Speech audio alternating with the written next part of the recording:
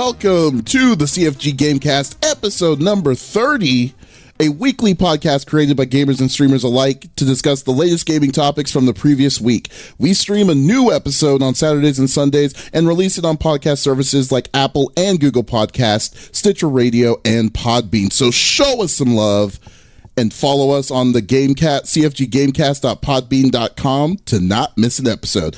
I am Mr. CFG himself, Davis Green, and with me are my two special co-hosts, as always, Flexiss, flexing it strong. How are you doing? I'm doing great. Happy to be here as always.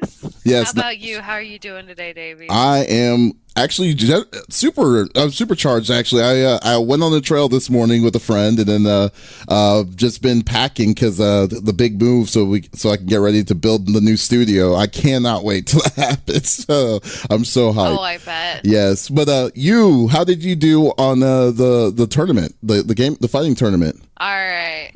So I went to North American Regional Finals recently, and I had an absolute blast. Shout out to Haitani for not showing up, so I got my first win there. I won 1 and 2, which actually for a tournament like that isn't too bad.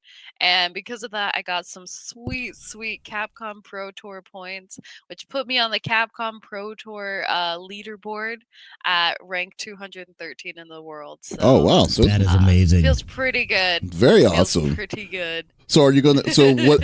What's the next tournament that you're going to be a part of?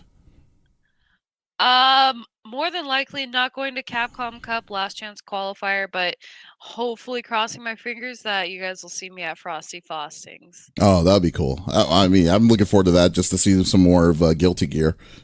Yeah, so. Oh, yeah. Yeah, that's going to be nice. The sing-along of Guilty Gear is just amazing. That song is so good. I don't know why. Yeah, I love it. All right.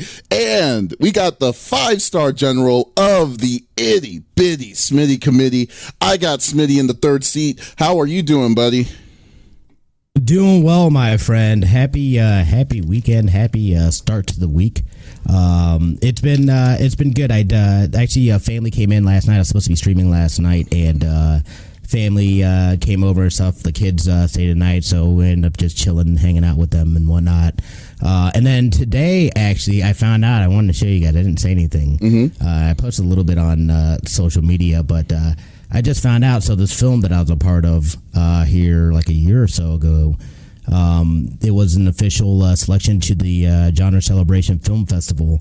And today he was informed that it won the best fantasy short film and the best musical score. Oh my gosh! Categories for that. Yeah, dude. Wow. Here's the other thing: is that I was the one that also I produced the score for it as well as acting in the film. Yeah.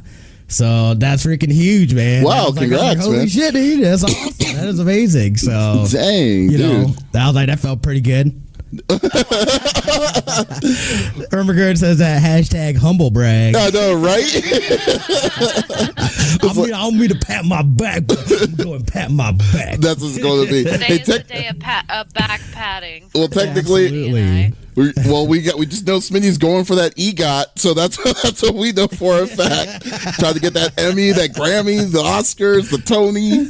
Yeah, we'll see. We'll see in the general future. We'll probably do some things. He's probably too big. He's going to be too big for this podcast soon enough. So we'll see how that all goes. Oh man, that's great. But that's awesome, man. So everyone, so we are definitely jam packed. We're just going to get right into it because we have a lot to get down to today. So, let each of us picks a new topic of discussion within video games from the previous week. The topics would or could be about a specific game or something that happened in the gaming industry. And we also don't want to just talk amongst ourselves. We want the people in the chat to be a part of the conversation too. So if you have statements of what we're talking about, everyone just definitely chip on in, and we'll pick out some of the statements out there, and then we'll make it a part of the podcast itself. So we encourage all kind of interactivity there. So let's just get down to it. I will start it off since it's been a while, and I've been kind of teasing it for the past week or so on the Twitters and stuff. So let's talk about the big giant elephant that's in the room, and that is the Google Stadia. So If anything, I was probably out of the three of us. I know I was pretty much the advocate of the Stadia itself. I was just actually trying to be as open as I possibly can be, because I know there's a massive amount of negativity on there. Not saying that there isn't a cause for it, because Google was really sloppy on on announcing the information about this thing. They were really it was not good whatsoever. So I decided I'm going to keep an open interest on this and see where this is going to go. So I didn't get a review copy for Stadia, so I used my own money to see how this technology was going to be. When we went to GDC and stuff, and then I was able to talk to some of the developers of it, and then I was like, this seems very interesting, but I don't trust it quite yet. So for $130, I decided, let's do it. Okay, so I've been playing Stadia for about a week or so. Let's say about roughly a week. I got it. Actually, I was fortunate enough to get it when Stadia opened up. And I decided to say, okay, you know what? I'm going to work this thing out. Let's see how crazy, how good is this, or what can this thing do? So I tried different kinds of things. I went to a stable place, which is the place I'm at right now, has a fairly good stable connection. Connection was the average I was getting on the connection was about 50 down, so I was able to run 4K on it with no problems. Through the Chromecast itself, so I was able to get a good read on that. Then I decided, let me try the wireless. Then I decided, let me borrow a phone, one of the Google 3As, and see. Let me go to like a Starbucks and see if it works, and see how bad the connection will be and stuff like that. So I did all these sorts of tests and stuff, and I will say that it is definitely something that needs to be worked on. It's bad. It's not, I mean, it's meh, I would say. I won't say it's terrible. I won't say this is the worst thing to go on, because in a way, the biggest problem I have, and the thing I hate about these kind of reviews, is that this is a review of a system that's going to change. It's going to morph into something that we don't know. Because look at Xbox. When Xbox One came out, we thought it was pretty much crappy. Then what saved it was their Game Pass and stuff like that. Or can you imagine reviewing YouTube day one of how this stuff is? But with that said, here's my review of it. Let me just say the good things, because the good things is probably going to take maybe not even a minute. I would say the good thing is the controller. The controller itself is actually very good. It's well built itself. If you look at the back on the tip sides of it, the triggers are actually pretty big on the back side. The feel of it, the grip is very nice. D-pad feels a little weird, but that's just me in my own personal opinion. But the controller is cool, and I really like the technology that they did with it, with the wireless. That's wireless. That's talking directly to Google's data centers directly from via your internet to reduce the lag that it induces. And thank God it does, because that's another thing we'll get into as well. But so the controller is well built. I will definitely give it that. The second thing is really where it's kind of like a weird gray area. I will say the second good thing, that when it works, it's good. But there is now it's going to be different with where you are location wise, throughout the US right now. But right where I'm at, which thank God we don't have data caps here. But in my experience, when I had it directly wired from the Chromecast to what I was playing it responded fairly good. There was low lag. There is delay though. I'm not gonna say it was seamless. It was seamlessly. There was delay that kind of irritated me, especially when I was playing Destiny. That you had to be pinpoint on your shots. If you didn't, that delay can really make a night and day difference on what you're hitting. So I was not a fan of that. So like I said, when it works, it worked fairly good. But other than that, that was pretty much it. The rest of it, the bad, which everyone has been hearing about, I would say the 4K quality is not as clean it's not as clean as what a powerful console. If you had a powerful PC, itself. There's no absolute justifiable reason to go to Stadia to say, okay, here we go, play it on Stadia instead, so you can save money on your PC. No, there is so much video compression that's being done on this inside Stadia that it's actually showing in the 4K quality. And what was really annoying is that there was also artifacting. And if you don't know what artifacting is, it's basically there's these weird spots inside the game, like because since you're connecting to a specific server somewhere around the area in Google's database or data centers, that when it's processing the area, there's like small weird little glitched area, I would say, from it. So that kind of irritated me on it a little bit too. So no, I can't say that the streamed version is worth the $130 for you to do it. So that was a big issue with that. The other one was was data caps, because that's the primary thing. Data caps is what's going to kill this thing, because like if data caps how they are, if data caps how they are now, there's absolutely no reason why people are going to say yes, let's do Stadia. Like I said, Texas doesn't do data caps, thank God, because the average data caps for most ISPs, if you're with Comcast, if you're at Comcast or who do y'all have in Arizona? Flex, I can't remember. Cox, right? I know we have Cox is probably one of our main ones. Yeah. I think we have Comcast and Quest. Yeah.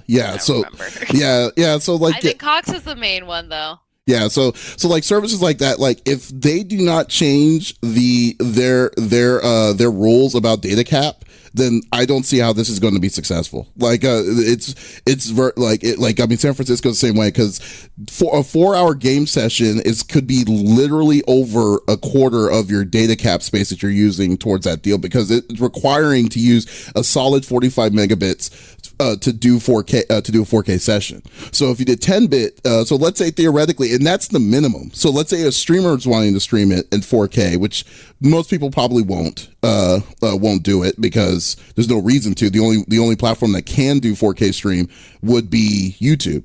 But let's say theoretically, if a streamer wants to stream it, you're already using your data cap space for the speed that you're doing specifically for the stream, and you're using the data cap as well for the game you're playing itself. And so that is a big concern of mine. And then and I don't like how Google's like reaction is towards that. They're keeping it separate. They're like saying, "Oh, this is not our problem. This is going to be the ISP's problem." It's like, how the heck right. Can you actually say that when it coincides to what service that you're using it? I mean, you need to push on this, because this is going to show reflectively exactly on why your system is going to fail. And so that is a really big issue. I think that they need to really kind of look into it, because I'm like right now, I would not advise anyone to get this. And here's another thing that really got me upset is Chromecast Ultra. The Chromecast Ultra, it overheats at 4K on an over when it goes towards this. Yeah, so like I don't. Really? Yeah, I don't. So like I did a 2-hour session of Destiny and tried Samurai Showdown. It didn't overheat maximum, but it was super hot. So, and I was at 2 hours. They're saying the max of some of these gaming sessions, especially, I know how some gamers can be 4 hours, 6 hour sessions. It will shut off. Yeah, because 12.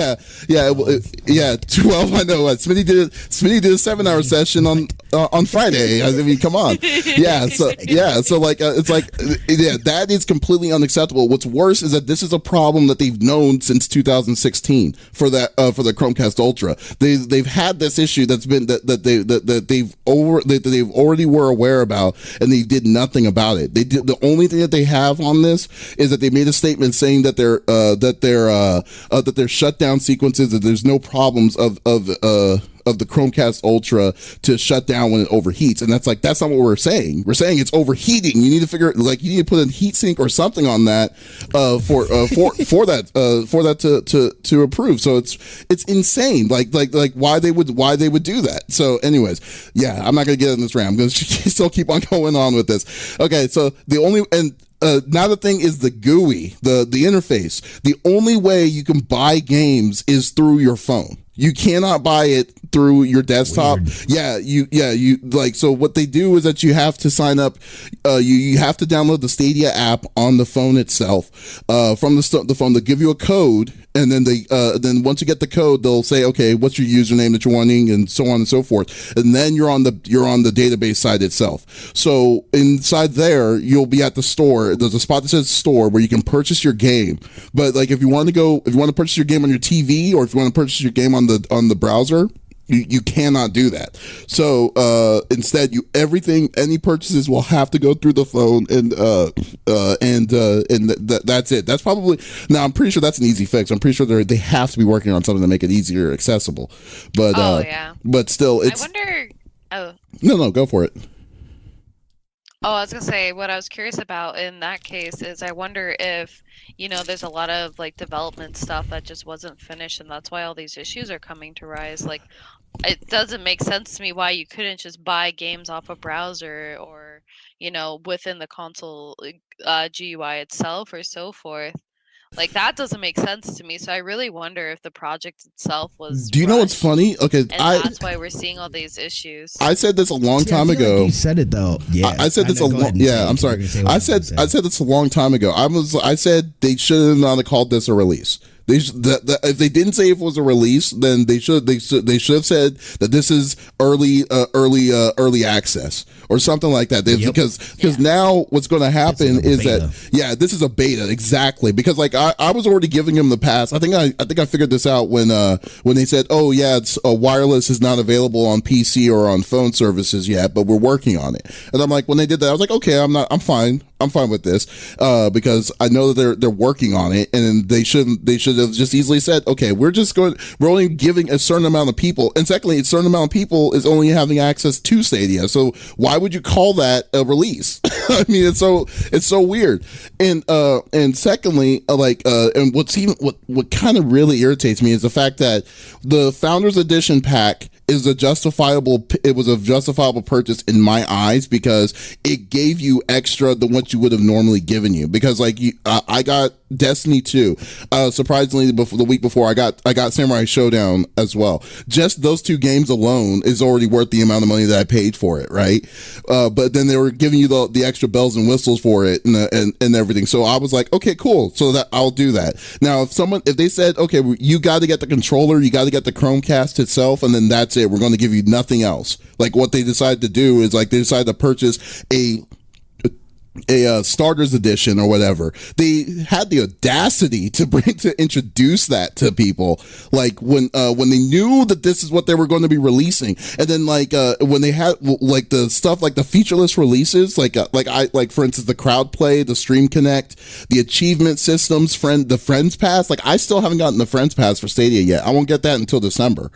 The way that they just said casually that we're not going to have any of the services that we were selling this on to you, and then they were like, okay, we're going to still sell you, we're going to still have the consumer say, if you got to get here's your the starter set that we're pre-ordering right now, is insanely greedy. It's like they need to scratch that nonsense, and they need to work on their tech, because that's the biggest thing. Because in my opinion, this can't, it's hard to say that that this is not going to be a quality item until I'll give it some time for it. But if someone buys or goes into Stadia thinking one thing, they are going to be so pissed, and they shouldn't do it. This is not a finished product. Absolutely not a finished product for anyone to put any kind of money in.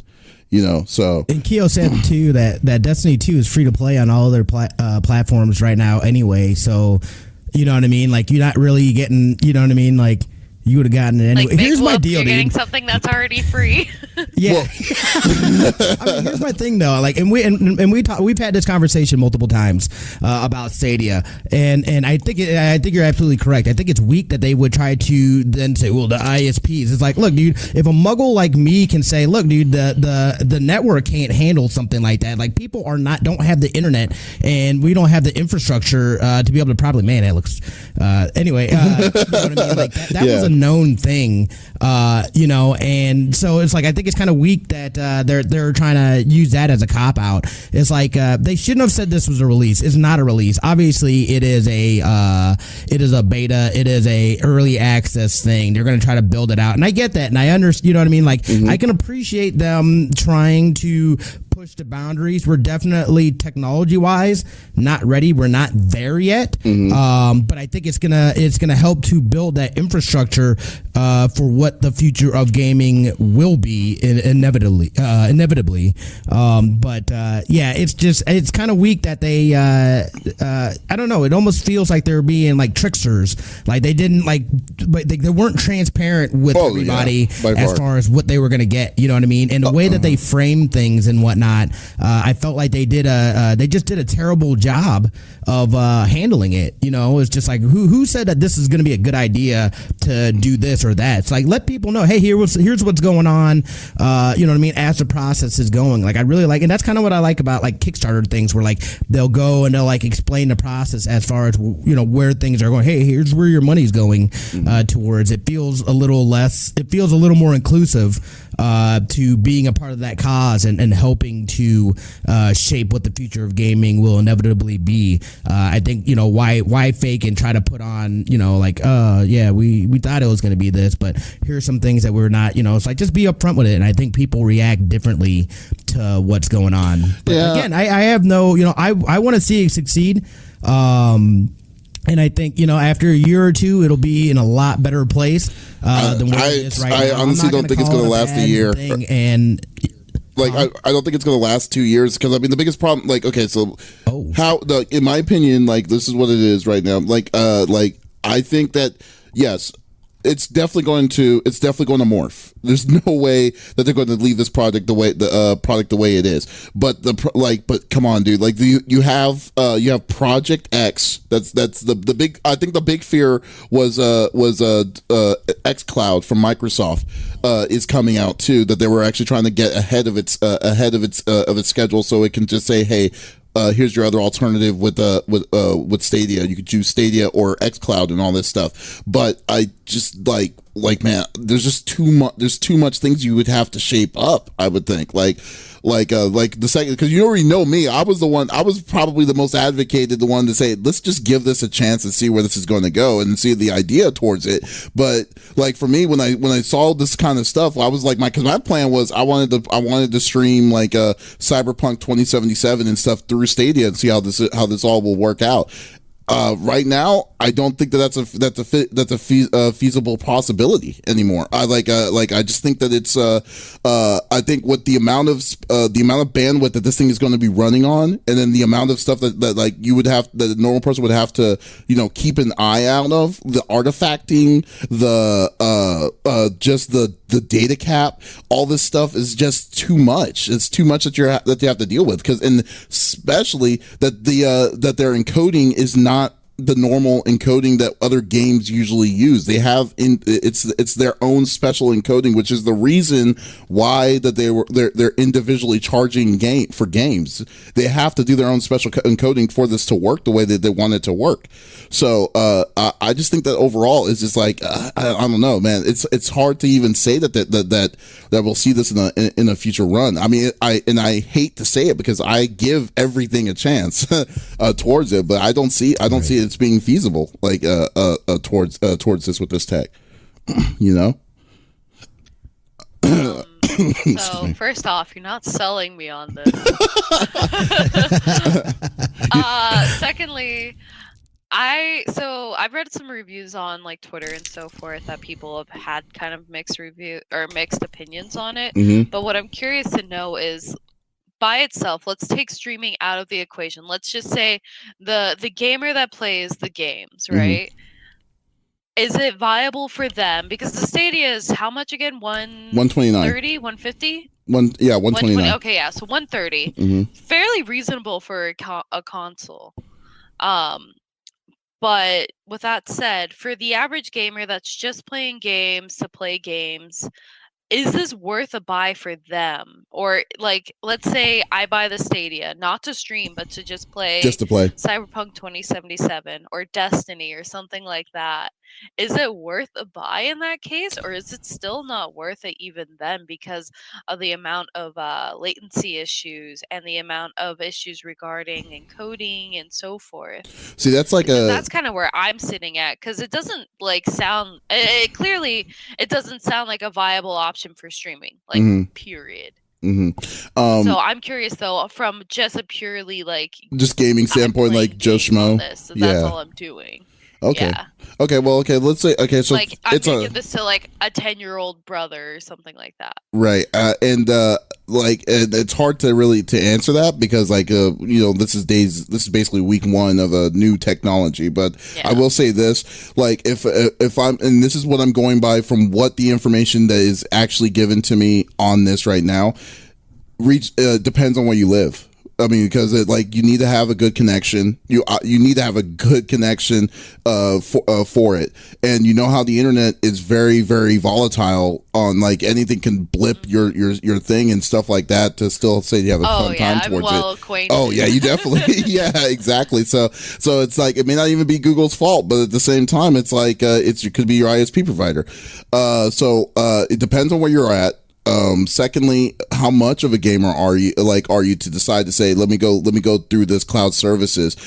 Personally, in my own personal thing, I wouldn't do it because of the fact that Chromecast does not work the way it needs to work. Because they're putting all their eggs in the basket with Chromecast TV with for 4K viewing and stuff like that. And if 4K can't hold the stability of a gamer, then there's a problem, and you need to fix it. And this is something that you already knew was a problem with your tech. So until then, I mean, I'm going to say no. I would say it's definitely not worth it towards it. So because I mean, what I will do though is I'll give you my friend pass, Flex, and I'll let you know because I actually am interested to see how is it over in Arizona and stuff when that comes out. And see where it goes. But yeah, it's not good. Like I said, I even stress test this at a Starbucks wirelessly and stuff like that. And some of it was the delay, some of the delay because I was getting, I think the worst connection I've had for Stadia was 6 down from a phone. And which actually is really good Wi-Fi for a phone to get, but wait, 6 download? Are we talking? Yeah, no, 6 megs down. Megabytes per second. 6 megs down. Well, I mean, I purposely did that. I mean, that was I just wanted to see if it's feasibly possible to play Stadia in those kind of terms of condition. Because I think I was I was at public Wi-Fi at at a public area or so.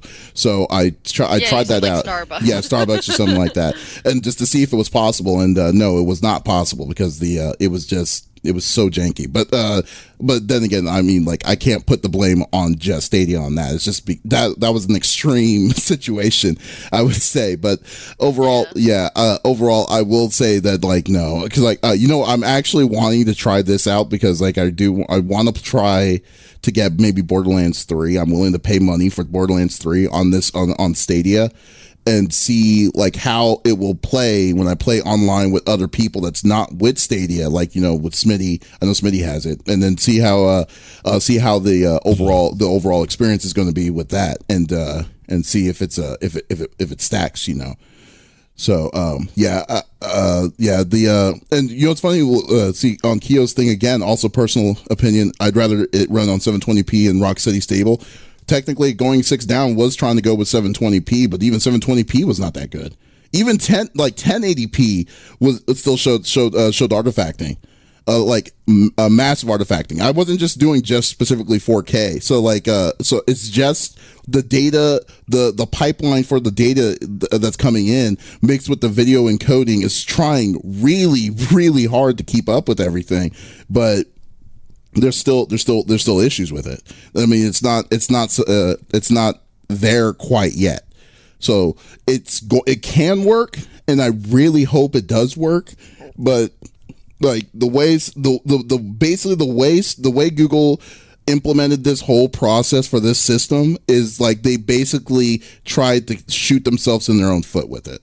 And that's just what the most disappointing point, the most disappointing thing, because they already have a bad reputation of killing stuff, and then you're telling the same consumer, oh, put $60 down for this game. We promise that we're not going to shut it down if it doesn't go our way, and stuff like that. People are kind of like, yeah, you will.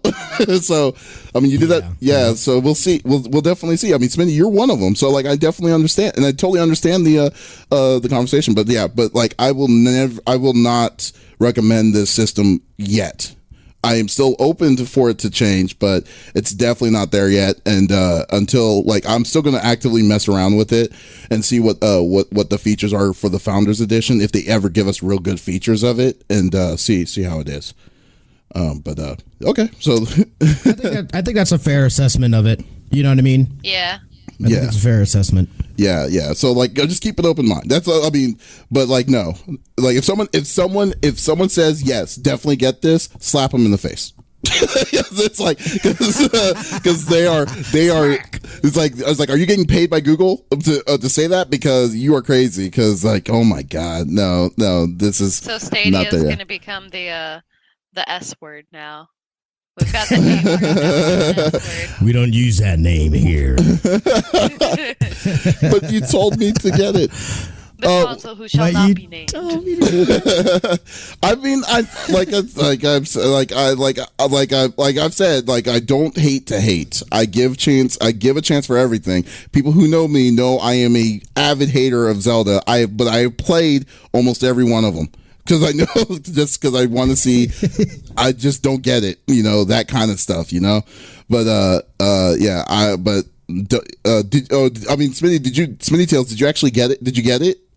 Like, yeah, because to be honest, yeah, I will definitely hold off, because the big thing is that their tech. Specifically, the thing that they have no excuse over is Chromecast Ultra. There is absolutely no reason why that thing doesn't work. Because especially if they can you imagine if Sony decides to release a PlayStation 4 that overheats in 4 hours of play when someone plays like Death Stranding? How can someone do that kind of nonsense? Okay, good. Yeah, good. If I did, Smithy, I would feel so bad if I said for you to get it, but still no. But So you should not give Google benefits of the doubt for that either, because that is a faulty product that they've had an issue of happening for 3 years, and that's what pisses me off of all of it. It's like, you're kidding me, right? You knew this was an issue, and yet you still let it go, pretending like, oh, well, it can't possibly be worse when you're just using a streaming platform that we're wanting to run 4K for 5 hours. It's like, no, that's not excusable. So anyways, I'm sorry, we're at 32 minutes, so we'll stop on the rant on this. Look at that. Yeah. You're going to have lots to say about that. Yeah. Yeah, so I definitely have lots to say. I'm speaking of... Yeah, I'm probably going to do a write-up. I was going to say, speaking of bad words that we shouldn't talk about, I think that's a good way to segue into Smitty's topic. That's a good point. Those names. I had a segue too. Yeah. I'm going to say my segue now. Okay. Speaking of things that don't work, let's get back on. I'm going to give you a virtual high five. We were thinking segues and whatnot. That was good. But yes, yeah, over here. There you go. But yes, speaking of the A word that we don't speak about except for today, because we're going to talk about it, and I'm going to go into the article. So there's been talks and whatnot about Anthem, the developers and whatnot going back and hold on, let me get this situated here, because I'm going to read directly from the Kotaku article here as far as with it, so I get the stuff right. As soon as it loads here.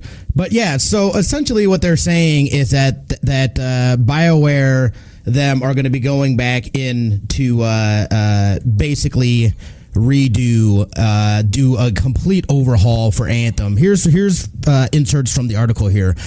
Recent silence and a couple of high-profile departures from BioWare have led fans and pundits pundits to speculate that the studio has abandoned its most recent game, Anthem, but the opposite is true. For the last few months, BioWare and parent company EA have been planning on an overhaul of the online shooter, according to 3 people familiar with those plans. Some call it Anthem 2.0 or Anthem Next. Many of the details are still in flux, and there's no clear timeline for the Anthem Next project just yet. In fact, from what I've heard, the developers at BioWare haven't even decided how it'll be distributed. They're still figuring out whether updates should be released all at once or an extended period of time. Anthem could be overhauled through a series of updates a la No Man's Sky. It could get a game-changing expansion like Destiny. Critically acclaimed Taken King. Most of Anthem's biggest systems, its mission structure, its loot, its world will change drastically, but the developers have not yet figured out exactly what that will look like. They're even considering releasing Anthem Next as a brand new game, although those who work on the project said that could take a lot of forms, and it's unlikely they'll charge full price to Anthem players. That right there is insulting. Are you serious? That right there. I'm sorry. That right there. Hold on.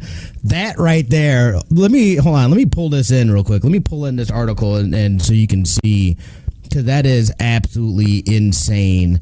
I can't believe I just said that. Hold on. Let me. Devious Pizza Guy is saying in chat that all I'm saying is I better not have to pay for the read. Yeah, that's what I was thinking too. I was thinking insane. Look at this right here. And it's unlikely they'll charge full price to Anthem players. No. Wow. You are not going to say. What are you talking about? You are gone.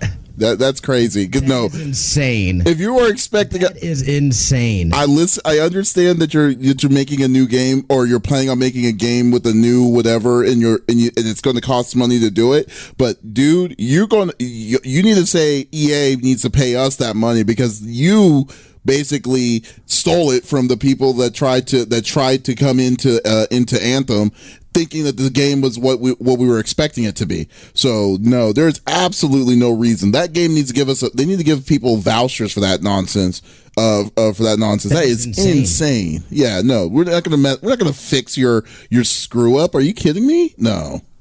Well, the fact that they're talking about trying to make people, or you're not going to have to pay full price. Pay what? Excuse me? You haven't given me a game yet. Yeah, no, you gave me an experience that was fun, but can I get a full, complete game, please? Like, what are you talking about? Yeah. You guys are having to go back and fix your mistakes. Who comes out with a looter shooter that barely has any loot and the loot drops are terrible? What are you talking about? Then they accidentally there was an error within it, and it was like dropping loot at better rates and whatnot. And it was a lot of fun. It was this and that, and then they said, "Oh, that was a mistake," when they dialed it back to you get trash. You know what I mean? Like. None of it makes sense, but you can't do that and then say, "Oh, but we're going to charge people for this." No one's going to buy that, dude. Yeah, no. Like, oh my God! To be successful, did you not learn anything from No Man's Sky? They didn't charge anybody for their screw ups and mistakes. They did it through a series of updates, throughout. And the dude did go silent and whatnot, but at least something good came from that silence. You know what I mean? Like, at least he was working, and they got it to a place that they said that they were gonna have it when they were hyping it up originally. This is a very similar case, to that kind of thing. Everyone got on this hype train, and me included, and then they came out with this shell of a game, and then they got exposed. They got completely exposed. And then you end up finding out, oh yeah, there was trouble. Excuse me. There were trouble during the development stages, and they basically didn't start developing the game until 2 years after they announced it 7 years before it came out. They didn't start developing it until 2 years before it came out. What are you doing for 5 years, son? Oh what my are you gosh. doing? Okay, first off, so I mean, it was doomed to fail. Yeah, I will say on Swag statements, EA's making terrible decisions. They didn't learn from their probably consumers there. I will say this. Yes, EA is a terrible, terrible company. I will agree with that. But I don't think this is not only EA's fault though. You need to put the blame also on what's it called? BioWare.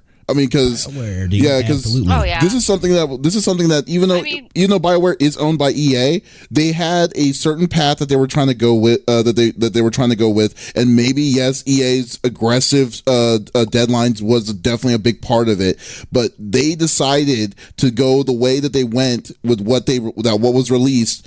To that was ridiculous, and it was unfair. And heck, even after all that, most of those folks jumped ship after knowing like that were there for forever. Knew that this was a killer for them, because when was the last good BioWare game when you really think about it? you know, I mean, like. Mass Effect. Yeah, I mean, yeah, and it's not the most recent Mass Effect. It's not to say about that. Yeah, it's not even Andromeda really, because that was lazily done too. Oh, so no, I'm talking like 3 at the best. Pre-Andromeda. Yeah. Oh God, yeah. So like, but yeah.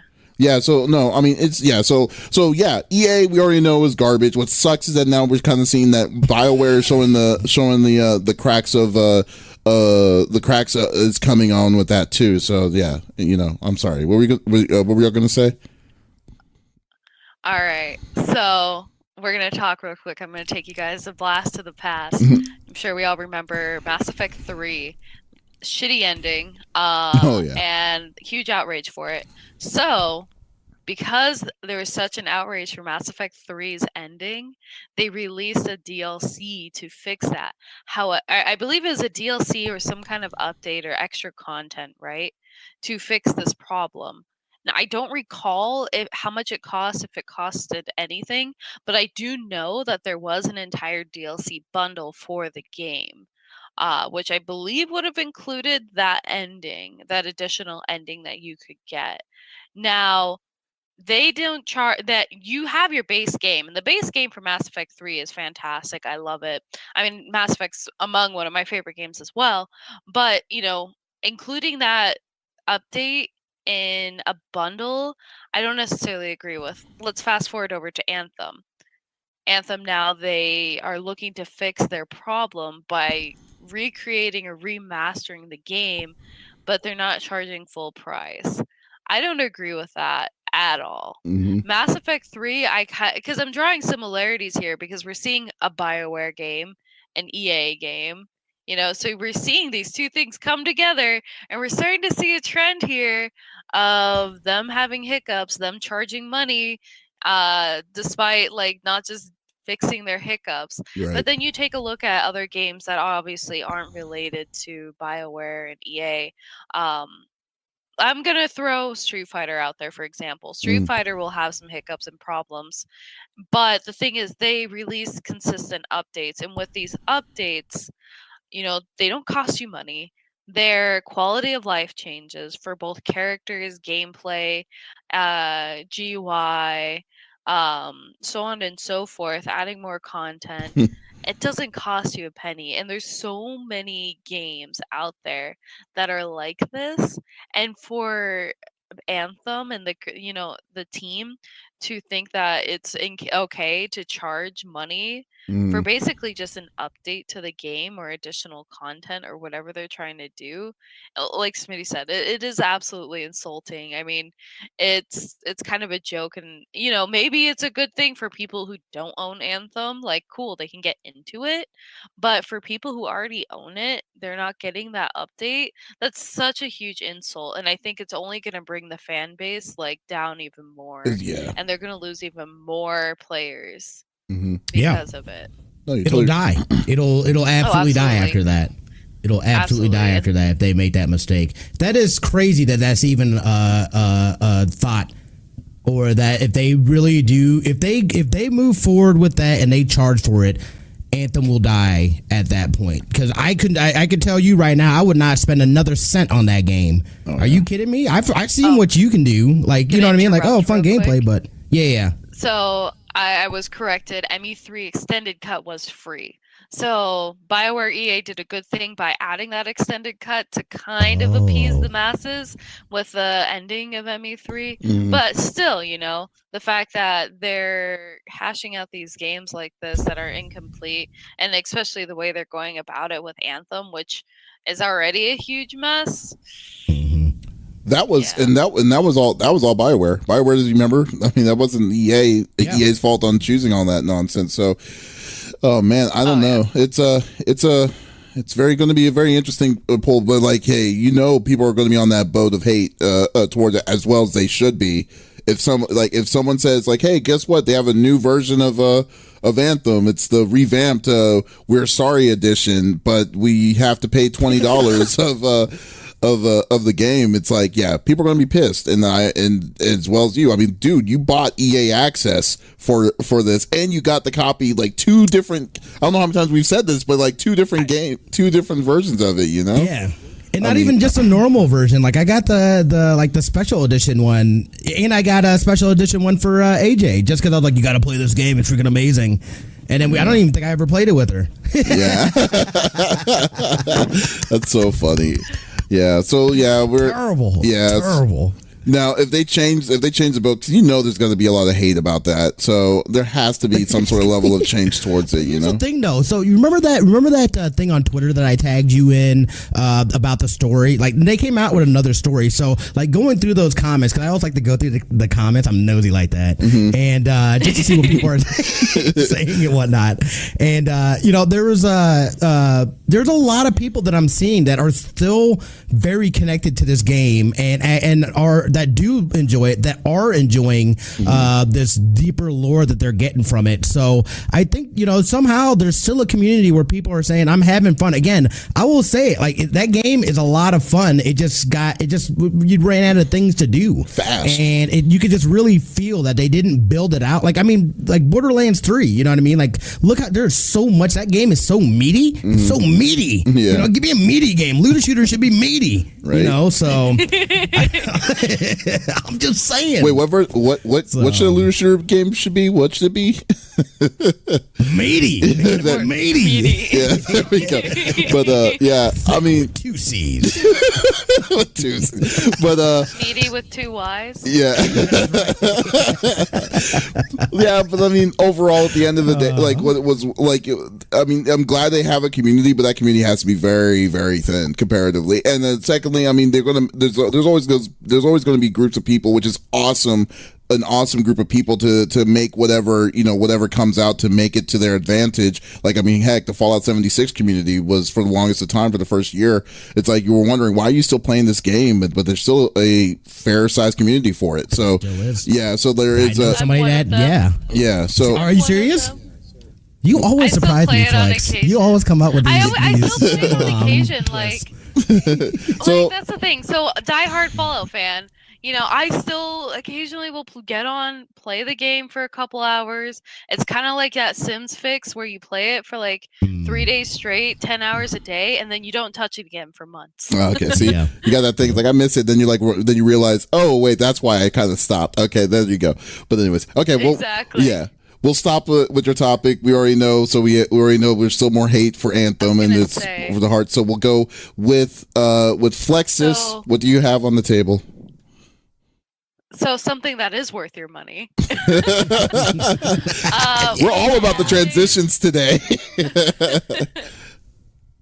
So with the holidays around the corner comes Black Friday, and more importantly for us homebodies like me, Cyber Monday. So I actually wanted to talk about something somewhat news related, somewhat kind of giving you guys all a heads up as well. There's a lot of good Black Friday deals, and some of the ones that stood out to me included graphics cards like the Sapphire Pulse Radeon RX 590, super good graphics card, going for $180 at Newegg, and it's normally $220. Wow. And it comes with 3 months of Xbox Game Pass for PC and a free copy of Borderlands 3 or Ghost Recon Breakpoint. So you're getting like, wow, you're getting at a minimum, lot. what is it, like $30 to $60 game?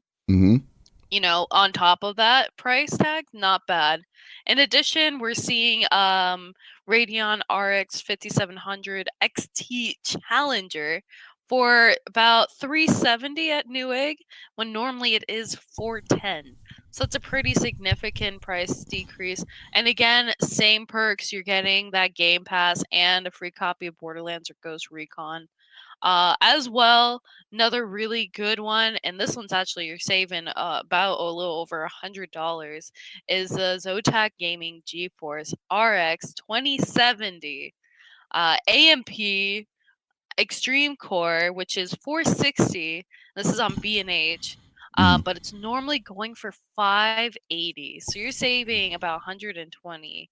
And I believe that deal is on the market right now. So if you're looking for a amazing graphics card, but although there isn't a lot in the way of storage, unfortunately, there is, and this is where I got excited, was some super quality CPUs and motherboard deals, which includes AMD Ryzen 7 2700 8-core 3.2 gigahertz processor for 160 on Newegg or Amazon, and I believe it'll be coming out tomorrow.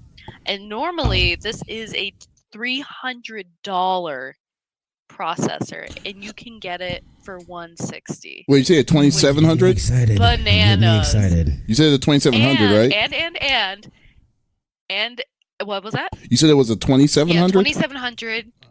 Yeah, 8-core, 3.2 gigahertz processor. So that's a beefy CPU. But on top of the really good price tag, you're also getting 3 months of Xbox Game Pass for PC and free copies of both Borderlands 3 and Outer Worlds. Oh, you get Outer Worlds too? So, I mean, yeah.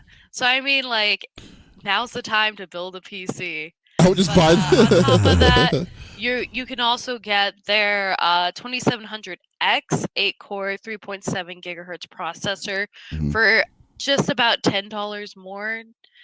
And normally that card is at $330. So same perks as well. For those who are Intel fans, you can get the i5 9600 6-core 3.7 hertz gigahertz processor for $190, and normally that is about $265. That deal is live and ends on Sunday. So you can find that on Newegg. Additionally, it looks like, let's see. Yeah, it looks like you can find that one on Newegg. Now, for those who are purely console players, don't worry, you're not left empty-handed. Wait, before you go any further, hold on one moment. Just want to let you know that we're not being sponsored or anything by saying this, because I just realized we're selling. This is all like, I wish. I wish. No, none of this is sponsored. So I did some research into some of the Black Friday deals going on. I looked at various articles, and to me, I picked out the ones that really stood out that I thought would be worth bringing up to, you, the viewers and listeners, because, with this around the corner and you're like so many gadgets and gadgets thrown in your face, it's kind of overwhelming, and you want to make sure you're getting the best deal. So for me, I thought, why don't I provide that for you and help you cut some time off all the research. Yeah, okay. And plus, this was a last-minute topic I was picking. That's the real reason. Again. No, this is awesome. I love this. Yeah. Yeah. But for my console gamers, don't worry. You're not left empty-handed, because you can get a PS4 Slim Bundle available for just $200. And that includes 3 PS4 exclusive classics, God of War, The Last of Us Remastered, and Horizon Zero Dawn Complete Edition at GameStop. So you're getting 3 games. You're getting the PS4 Slim for $200.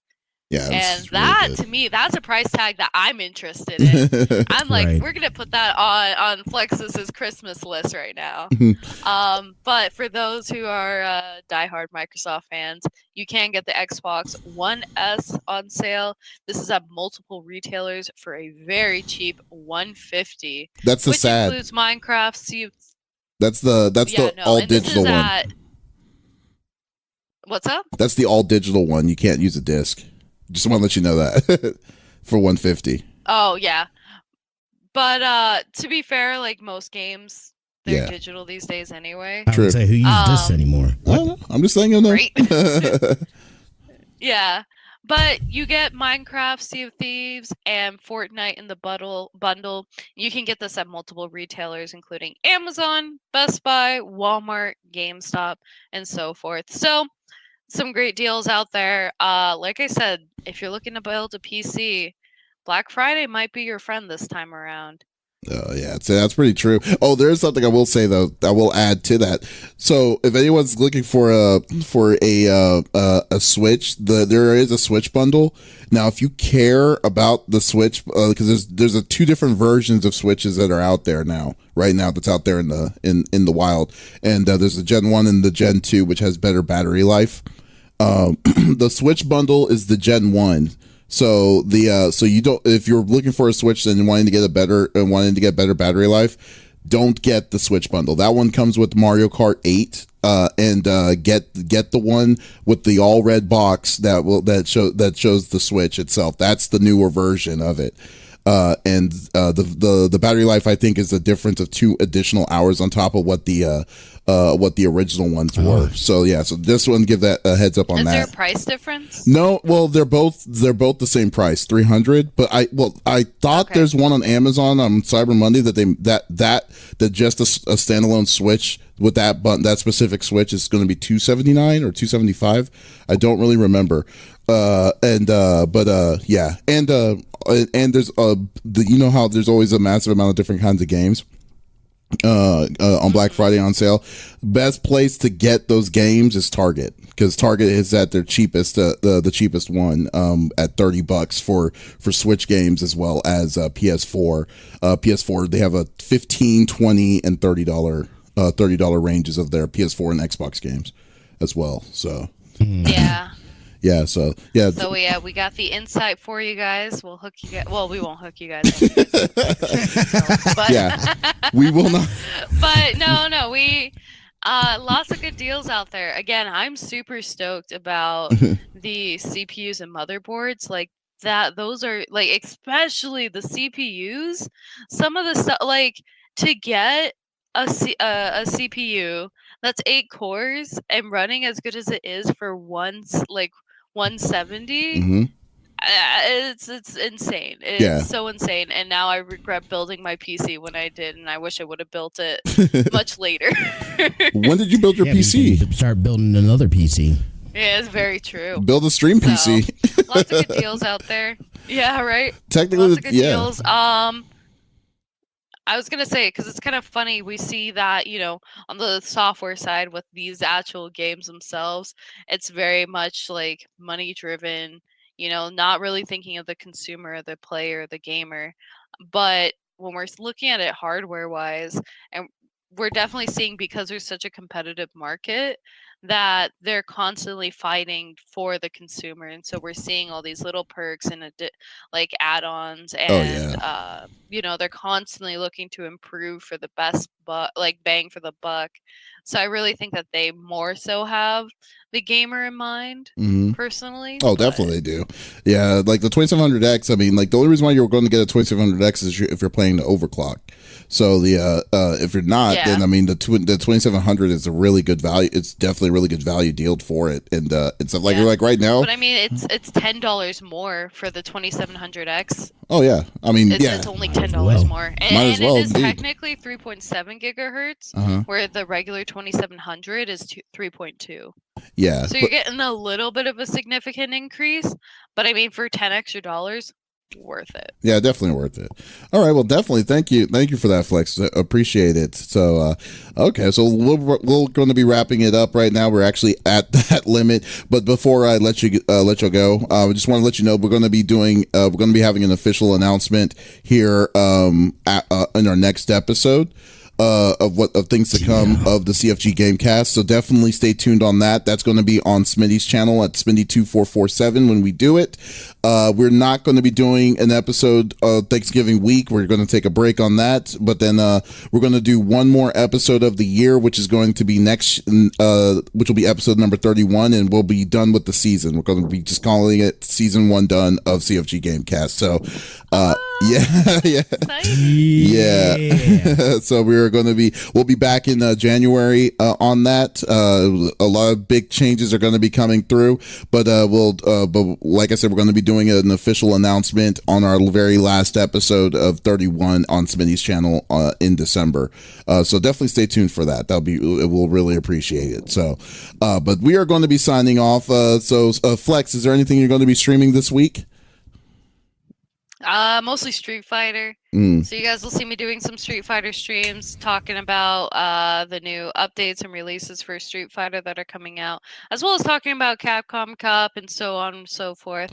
So I hope to catch you guys there. Dude, check out. I don't have any official times or days yet because I got to look at my work schedule, but.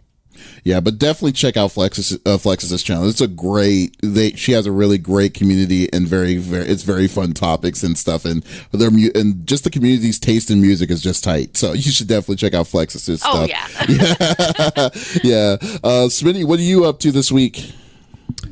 I might here and about after we get off of here, go and stream on my channel for a little bit tonight. Probably do some Star Wars because I was totally playing that before we started getting ready for the podcast. So I'm back in it again. Like, it's got me. That game is so good. It's so much fun. But might do that a little bit tonight and then just chill out. And I'll be back next Friday. But the Turkey Day and all that stuff, I won't see you guys. So I hope everyone has a good and happy Thanksgiving. Be safe, eat food, enjoy family, friends, all that good stuff. We appreciate you guys. Yeah, thank you so much Happy for that. Thanksgiving, everyone. Yes, most definitely. Yeah, and also you already know how good Smitty's channels is too. So definitely check out Smitty2447 for that. So that would be awesome. And then as always, we'll definitely check out CFG Games, which is me. We're going to be. Don't really have a streaming schedule. Don't have anything really truly planned out. I've been casually playing Pokemon Sword and Shield just randomly. I haven't really been posting anything. I've just wanting to just play it and finish it up. So you could also check if you want to see when I do that, just give us follow us on CFG Games, and it will alarm. So but this is episode number 30 of the CFG Gamecast. We will be releasing this out tomorrow on podcast services, and I'd like to say goodbye with Flexiss and Smitty and me. So y'all have a great night.